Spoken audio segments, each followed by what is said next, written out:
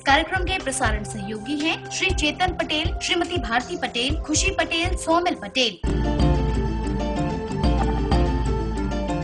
जय जैन बंधुओं, पुनः एक बार स्वागत है आपका आपके अपने पसंदीदा कार्यक्रम जैन वास्तु का रहस्य में। प्रत्येक व्यक्ति चाहता है कि उसके जीवन में सिर्फ सुख हो, उसके जीवन में किसी भी प्रकार का कोई दुख ना हो, और अगर उसको ये लगता है कि उसके जीवन में किसी भी प्रकार से कोई दुख आने लगता है तो उससे बचने के उपाय पहले ही तलाशने लगता है। लेकिन ये जरूरी नहीं है कि उसको वो तरीके प्राप्त हो जाए और वो उस दुख से बच जाए, क्योंकि अगर होनी है तो वो तो होनी ही है, लेकिन हम होनी को समय के लिए टाल भी सकते हैं, उसके जो प्रभाव है उसको कम कर सकते हैं अगर हम सही प्रकार से वास्तु का उपयोग करें तो चलिए हम डॉक्टर साहब से मिलते हैं, डॉक्टर राजेंद्र जैन जी, जो हमारे मध्य आते हैं इंदौर से विशेष रूप से आपसे चर्चा करने के लिए, और आपको बताते हैं कि किस प्रकार से आप वास्तु के प्रयोग को कर अपने जीवन में आने वाली विपत्तियों को दूर कर सकते हैं, उनके प्रभाव को कम कर सकते हैं, उनसे बच सकते हैं। चलिए मुलाकात करते हैं डॉक्टर राजेंद्र जैन जी से। डॉक्टर साहब, बहुत बहुत स्वागत है आपका आपके अपने पसंदीदा कार्यक्रम जैन वास्तु का रहस्य में। ये आपका भी पसंदीदा इसलिए है क्योंकि आपको इसमें वो सब बताने का मौका मिलता है जो आप बताना चाहते हैं, दर्शकों की सेवा करना चाहते हैं। हम आपसे आज दर्शकों से रिलेटेड ही एक प्रश्न पूछना चाहेंगे जो उनके जीवन से भी जुड़ा है। हमारे जीवन में अगर हम कुछ कर्म करते हैं तो उससे हमें अर्थ की प्राप्ति होती है। अर्थ विभिन्न प्रकार से हमें प्राप्त हो सकता है, किसी की नौकरी से भी, बिजनेस से भी, अनेक तरह के साधन होते हैं। हम अगर आज चर्चा करें कि लोग जिस कार्य को करते हैं, किसी की फैक्ट्री होती है, कहीं हॉस्पिटल्स होते हैं, कहीं दुकान होती है, कई अन्य तरह के कार्य होते हैं, तो जब हम किसी फैक्ट्री का या किसी भी इस तरह की संस्था का निर्माण कार्य करते हैं, उसको लगाते हैं, तो मुख्य रूप से हमें किन बातों का ध्यान रखना चाहिए? देखिए, पहले फैक्ट्री लगाने से पूर्व इस बात का ध्यान रखा जाए कि वह जो जगह स्थल का आपने चयन किया है वो उस फैक्ट्री के हिसाब से ठीक है कि नहीं, उसमें एनर्जी की कितनी रिक्वायरमेंट है आपकी फैक्ट्री के लिए, आपके कार्य क्षेत्र के लिए, कार्य के लिए उतनी एनर्जी उस भूमि में है या नहीं, इस बात का ध्यान रख लें। दूसरा, अब बात आती दिशा। दिशा आपके अपने व्यापार के अनुरूप है कि नहीं। फिर तीसरी बात आती है विधि विन्यास या गर्भ विन्यास की या एनर्जेटिक करने की। एनर्जेटिक है तब भी आपको वह सारी क्रियाएं करना बहुत आवश्यक होती हैं। कोई जिस तरह से बच्चा कितना इंटेलिजेंट हो लेकिन उसे स्कूल भेजना आवश्यक रहता है, ठीक इसी तरह से भूमि कितनी भी आपकी एनर्जेटिक हो लेकिन उसको गर्भ विन्यास क्रिया करके ही उसे संरक्षित संवर्धित किया जा सकता है। तो उस भूमि के लिए आप प्राइमरी तौर पर यह सारी क्रियाएं संपन्न अवश्य कर लें। तदुपरांत बाद जो भी फैक्ट्री लगने जा रही है, जैसे आपने बात की कि हॉस्पिटल, तो कोई जो व्यापार कर रहे हैं, जैसे देश भर की जितनी भी हॉस्पिटल हैं, वो सबसे ज्यादा जिस दिशा को आप खराब कहते हैं, दक्षिण और पश्चिम, वह दिशा वाली सबसे ज्यादा आपको हॉस्पिटल मिल जाएंगे और वह हॉस्पिटल बहुत बढ़िया होते हैं। लेकिन एक बात ध्यान में रखना चाहिए कि हॉस्पिटल में आपकी ओटी जो है बहुत इंपॉर्टेंट कंपोनेंट है। ठीक उसी तरह से जिस तरह से आपके घर में आपका अपना रसोई घर, क्योंकि यदि ओटी में ऑपरेशन थिएटर सही लोकेशन पे होगा तभी आपके अपने पेशेंटों को राहत की सांस मिल पाएगी, तब आप उनके लिए जीवन दान दे पाएंगे, तब उनकी लाइफ को आप सेव कर पाएंगे। तो वह आपका ओटी किसी भी हॉस्पिटल में या किसी नर्सिंग होम में आपके नॉर्थ वेस्ट वायव्य कोण पर ही बनना चाहिए। कई बार ऐसा देखने में आता है कि बहुत से हॉस्पिटल्स ऐसे होते हैं जिनका जो अनुपातिक रेशो है मरीजों के सही होने का वो कम होता है, किसी का बहुत अच्छा होता है और किसी का 100% होता है। ये सारी चीजें कहाँ पर वास्तु के हिसाब से? जिन हॉस्पिटलों में स्वस्थ होने का रेशो बहुत कम होता है, निश्चित रूप से उनकी हॉस्पिटल में 5 तत्वों का सम्यक संतुलन नहीं होता है, कोई ना कोई तत्व असंतुलित रहता है। उसके कारण जब भूमि का ही संतुलन नहीं होगा तो आपका अपना 5 मूलभूत तत्वों से आपका शरीर बना हुआ है, उस 5 मूलभूत तत्वों का सम्यक संतुलन आप कैसे कर पाएंगे या करा पाएंगे। इसलिए आप अपनी हॉस्पिटल में इस बात का ध्यान रखें कि आप सही जगह पर जो भी, जैसे कि जितने भी रूम बनाए जाएं आपके ऑपरेशन थिएटर के उपरांत, जब किसी भी पेशेंट को उसको विश्राम आराम कराया जाएगा तो वह स्थान होना चाहिए पूर्व दिशा में ही रूम बनाना चाहिए और उनके पैर पश्चिम दिशा या उत्तर दिशा में लिटाना चाहिए। कई हॉस्पिटल में मैंने देखा है कि वह चारों दिशा में ही रूम बना देते हैं और पलंग लगा देते हैं, दक्षिण दिशा में ही पैर कर देते हैं, जो कि बिल्कुल अनुचित है। यदि ऐसे करते हैं तो उनके हॉस्पिटल में कभी भी पेशेंट ठीक नहीं हो पाता है और उन्हें दूसरी हॉस्पिटल में रेफर करना पड़ता है। जिन हॉस्पिटलों में यदि आपके रिसेप्शन और डॉक्टरों के चैम्बर सही दिशा में नहीं होते हैं, मेन डॉक्टर को साउथ वेस्ट में और फेस टूवर्ड नॉर्थ करके बैठालना चाहिए, उत्तर दिशा में उनका मुख होना चाहिए। लेकिन जिन दिशाओं में दक्षिण दिशा में मुख करके डॉक्टर बैठते हैं वह पेशेंट के लिए संतुष्ट नहीं करा पाते हैं, उसका उस डॉक्टर के प्रति पेशेंट का विश्वास जागृत नहीं हो पाता है और वह कहीं अन्यत्र चला जाता है और यदि इलाज भी उपचार भी करें तो वह ठीक नहीं हो पाता है। इसलिए इस बात का भी ध्यान रखना चाहिए। हॉस्पिटल में सबसे ज्यादा ऊर्जा की जरूरत होती है, इसलिए समय समय पर निगेटिव एनर्जी को रिमूव करने के लिए उपाय करते रहना चाहिए। जैसे फिनाइल इत्यादि का जो पोंछा लगाते हैं वह भी एक निगेटिव एनर्जी को पलायन करने का तरीका है। लेकिन एक तरीका मैं हमेशा बताता हूं, उस तरीके को भी आपको समय समय पर करते जाना चाहिए कि आप 48 गाय के घी के दीपक जला करके सारी नेगेटिविटी को पलायन करें। इसके साथ साथ आप सप्ताह में एक बार नमक के पोंछा अवश्य लगाएं और उसमें यदि थोड़ा सा गंधक की मात्रा अवश्य डाल लें, क्योंकि गंधक कीटाणुनाशक होता है, कभी भी बैक्टीरिया को नहीं आने देता है, इसलिए गंधक का भी प्रयोग करना चाहिए। इस तरह से आपका यदि अपना हॉस्पिटल एनर्जेटिक होगा, रोगाणुओं से मुक्त रहेगा, तो निश्चित रूप से जल्दी हीलिंग होगी और पेशेंट जल्दी स्वस्थ हो जाएगा। डॉक्टर साहब, आप ये बताइए कि अभी जो दौर है, औद्योगिक दौर अगर कहें तो ये मंदी के दौर से गुजर रहा है। सभी लोग परेशान हैं, जो भी कर्म क्षेत्र में जुड़े हुए हैं, कमाई के क्षेत्र में जुड़े हुए हैं, सभी ये कहते हैं कि साहब हमारा काम नहीं चल रहा है। हमारी फैक्ट्री ओनर है वो कहते हैं कि साहब हमारी तो मशीनें आए दिन खराब हुई रहती हैं, जब देखो बनाते हैं अगले 2-4 दिन में खराब हो जाती है, टूट फूट हो जाती है मशीनों में, लेबर नहीं रुकती है। सबसे बड़ी जो प्रॉब्लम है आज की डेट में जो एम्प्लॉयर्स हैं कि उनके एम्प्लॉयज टिकते नहीं है, कभी 5, कभी 10, कभी 20 ऐसे निकल जाते हैं, बिन बताए निकल जाते हैं और उसके बाद हमारा जो प्रोडक्शन है उसके ऊपर बहुत बड़ा इफेक्ट पड़ता है। आप ये बताएं कि आखिर ऐसी स्थिति क्यों उत्पन्न हो जाती है अचानक और इसका निवारण क्या है? किसी भी फैक्ट्री में या कारखाने में अत्यधिक टूट फूट होना या लेबर का छोड़ के भाग जाना, यह भी वास्तु दोष के कारण भी हो सकता है। वास्तु दोष क्या होता है कि जब किसी भी फैक्ट्री के किसी भी मशीन के नजदीक निगेटिविटी प्रवेश कर जाती है तो वह मशीन अत्यधिक मात्रा में काम नहीं कर पाती है, वर्किंग में नहीं रह पाती है और उसमें टूट फूट होना प्रारंभ हो जाती है। उसकी नेगेटिव एनर्जी को कैप्चर करके किसी भी नारियल में यांत्रिक मेथड से और उसे विसर्जित करें और उसमें मरकरी इंजेक्शन करें और अन्य इंजेक्शन मेथड को करके और उसके लिए पुनर्जीवित किया जा सकता है।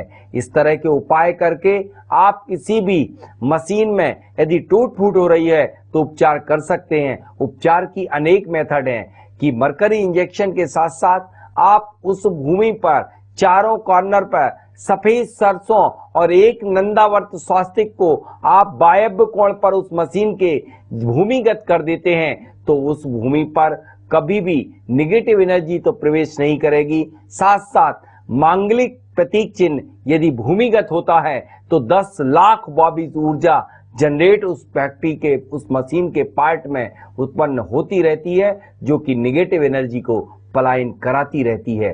अब बात आती है लेबर की।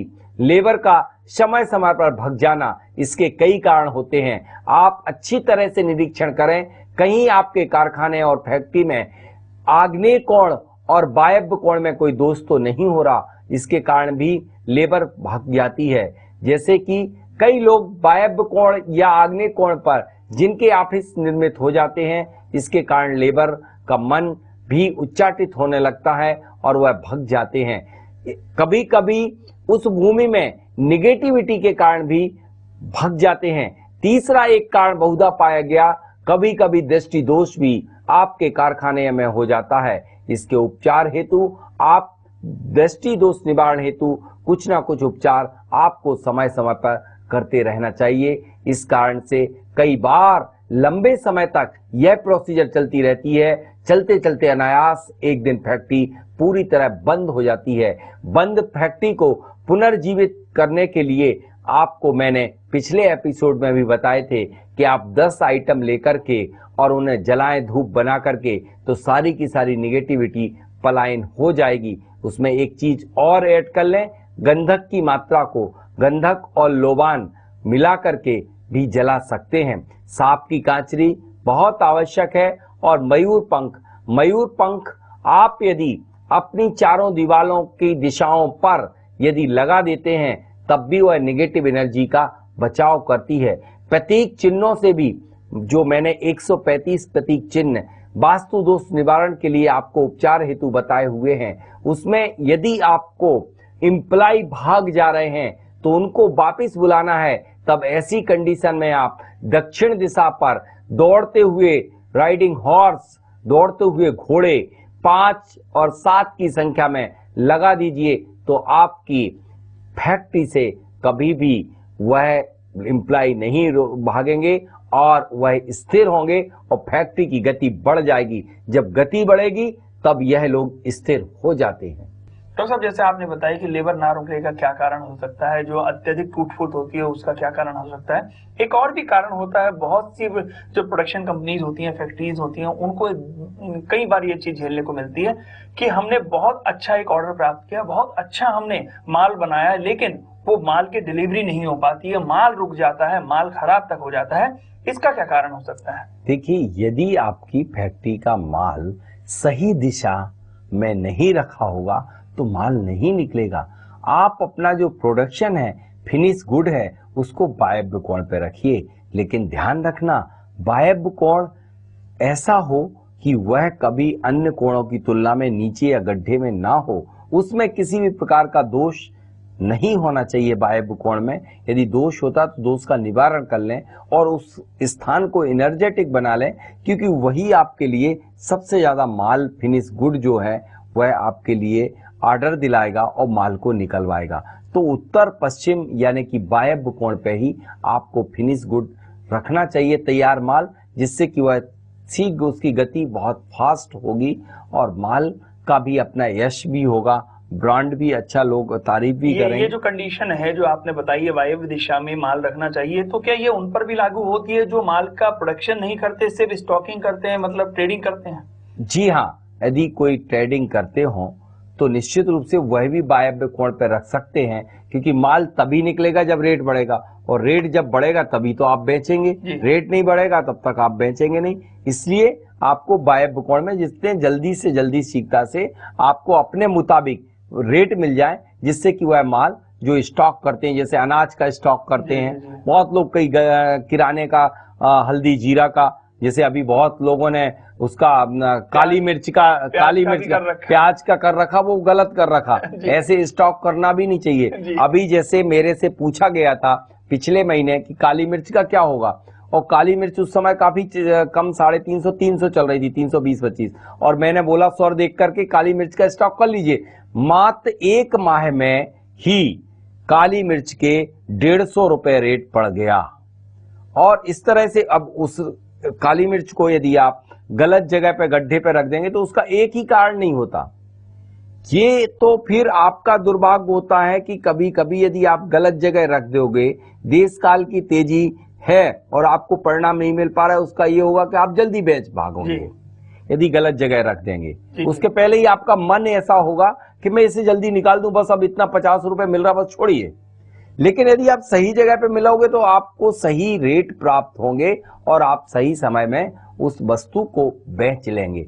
इस तरह से आप अच्छे रिजल्ट पा सकते हैं यदि सही दिशा के अकॉर्डिंग चलेंगे तो। व्यापार में हम एक चीज और देखते हैं कि बहुत से हमारा जो प्रोडक्शन गुड होता है वो यातायात के विभिन्न साधनों के माध्यम से इधर से उधर भेजा जाता है। उसमें आपका हवाई जहाज भी हो सकता है, उसमें आपका ट्रेन भी हो सकती है, बसेस के माध्यम से, या लोकल जिनके अपने ट्रक्स वगैरह होते हैं उनके माध्यम से इन गाड़ियों को भेजा जाता है इधर उधर सामान को।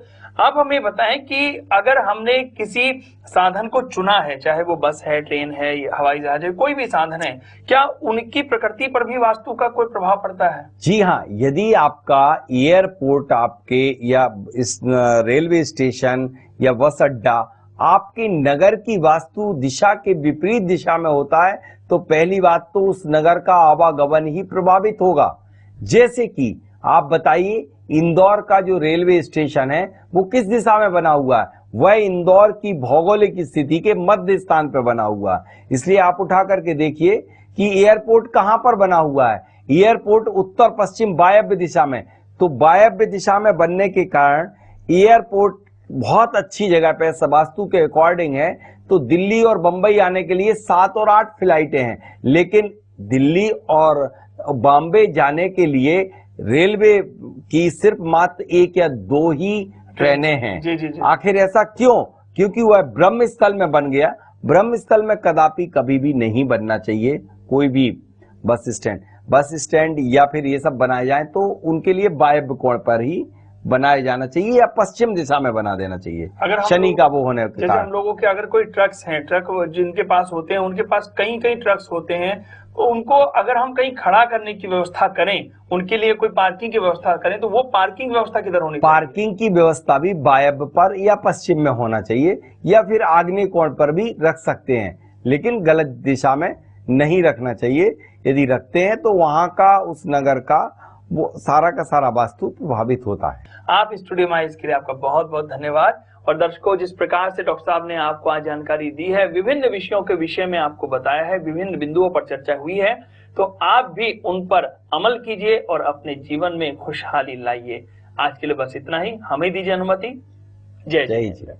डॉक्टर राजेंद्र जैन, वास्तुविद, दिनांक 18 से 20 नवंबर तक कौपर गांव में, 21 से 25 नवंबर तक इंदौर में, 26 से 30 नवंबर तक दिल्ली में। जिनको भी वास्तु विजिट करवाना हो वो संपर्क करें जियोटेक कंसल्टेंट इंदौर 08103877792 09826909075। अधिक जानकारी हेतु संपर्क करें जियोटेक वास्तु सॉल्यूशन एवं रिसर्च सेंटर 11/8 मीरापत धेनु मार्केट इंदौर मध्य प्रदेश। वास्तु विजिट हेतु कॉल करें 08103877792 09826909074। फीस सलाह हेतु कॉल करें 08982339085। पुस्तक एवं सामग्री हेतु संपर्क करें 08103877792।